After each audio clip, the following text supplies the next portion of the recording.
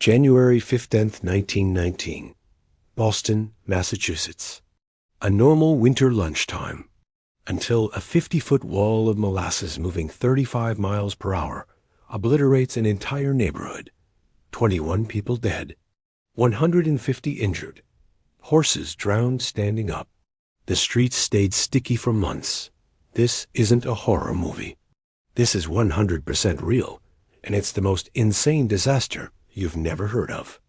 Smash like right now if you've never heard of the Great Molasses Flood, because in a few moments, I'm going to show you one of the craziest cover-ups in American history. Welcome back to Civic Mind Facts, where we dig up the wildest true stories America tried to forget.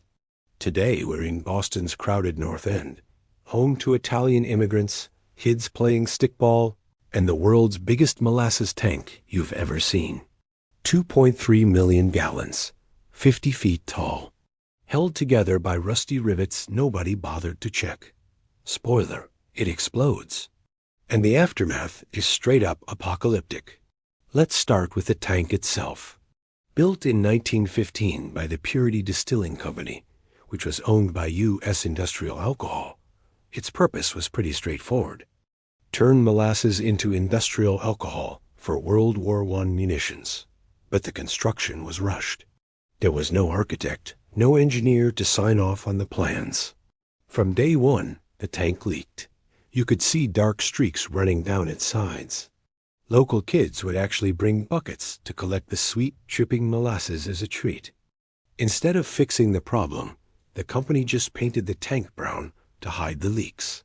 Locals would joke, saying, "If this thing ever goes, we're all pancakes." They had no idea how tragically right they were. The day of the disaster, the temperature jumped from a frigid 2 degrees Fahrenheit to a balmy 40 degrees that morning. This sudden change caused the metal of the tank to expand, putting immense pressure on its already weak structure. At around 12:40 p.m., the unthinkable happened. Metal groaned. Rivets popped like gunshots. And then, 15,000 tons of molasses were unleashed. 2.3 million gallons. That's 14,000 tons of sticky liquid, the weight of 15 freight trains. It formed a wave between 25 and 50 feet high, moving at 35 miles per hour faster than anyone could possibly run. Eyewitnesses described it like a volcano of molasses. One person said the ground shook like an earthquake. Then the roar came. Firehouse number 31 was lifted clean off its foundation and crushed. The elevated train tracks above were bent like pretzels. A 10-year-old boy who was playing outside was swallowed by the wave and never seen again. The aftermath was deadly and gruesome.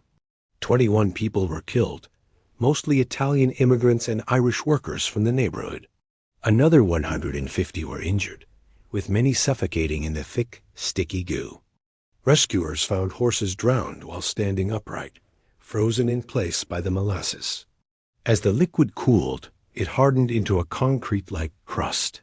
To get to the victims, rescue crews had to use salt water and even blowtorches to break through it. The sickly sweet smell of molasses lingered for months. Some people even say that on hot summer days, you can still catch a whiff of it in parts of the North End. For weeks, the Boston harbor was stained brown.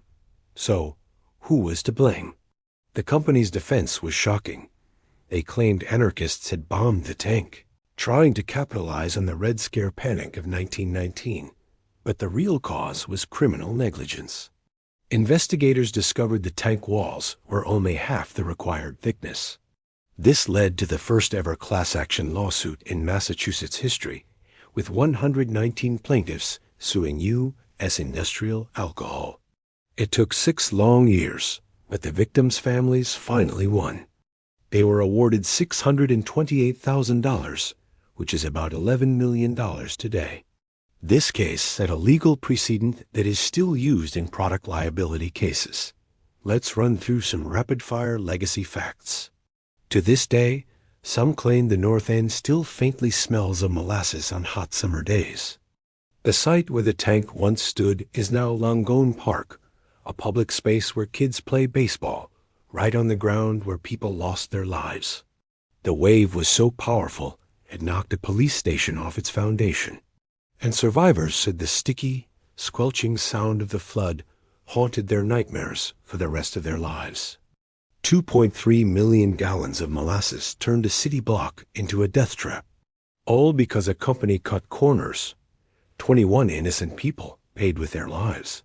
And Boston literally smelled like pancakes for half a year. Which fact shocked you the most? Drop it in the comments below. I read every single one. If you had zero clue this happened, please subscribe, because next video we're covering the American town that's been on fire underground for 63 years. See you in the next one. Stay curious, stay safe, and maybe check your local storage tanks.